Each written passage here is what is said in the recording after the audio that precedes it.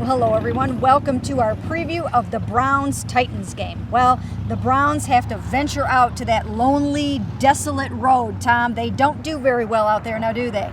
Well, unless you consider one win a year what you're looking for, and I know that's not what Coach Pettin wants.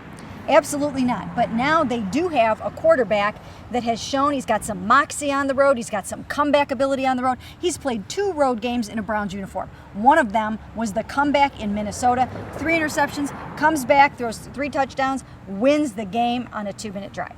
This year, comes back against Pittsburgh after falling behind woefully 27-3 or 24-3 in the first half, and coming back and tying it up 27-27. So this is a quarterback at least that can play on the road. Yeah, and make sure to read Mary Kay's article. It's just posted a little while ago about Brian, and yeah, I agree. I think he's one of the best reasons for hope that they can win on the road. I mean, again, he's not Tom Brady, but he steadied his knee for a long time, and nobody's as poised as Tom Brady in those situations, except for last week.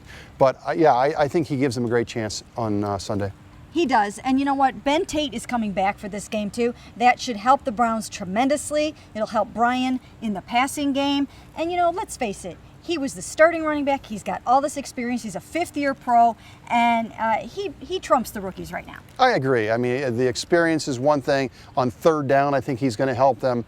As good as those 2 kids were, they went out and got Ben Tate for a reason. Mm-hmm.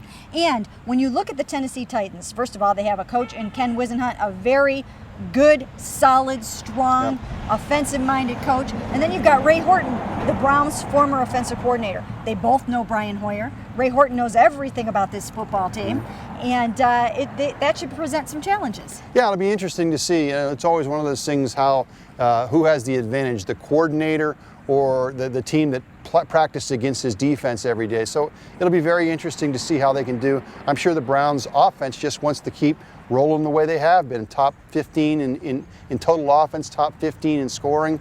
They got to stay away from turnovers. They haven't made one yet, and I think if they don't make another turnover here in Tennessee, I think they're going to be in good shape.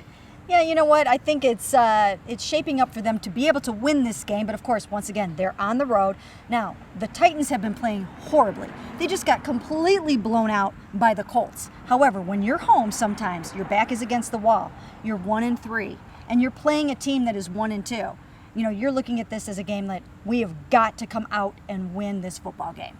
Yeah, it's a desperate game, I think, for both teams, and maybe a little more so for Tennessee, because if they dropped to 1-4, we know this feeling of to start talking about draft and next year. I know the plan for Tennessee is to kind of simplify their offense. They get Jake Locker back in this game.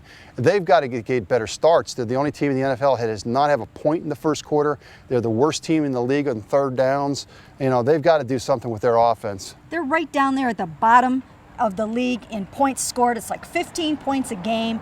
But again, they've played some good football teams, and they are getting Jake Locker back. He beat Kansas City in week 1, and they just went out and knocked off the Patriots. However, this is a team, again, they just got beat by the Colts, they got beat by Cincinnati, and they got beat by Dallas. So it's not like they're playing the little sisters of the poor. No, but still 100 points to 34 points that's a tough way to go. But again, they know how important this game is. They cannot let their season slip away, and I think, again, they're going to be a desperate team.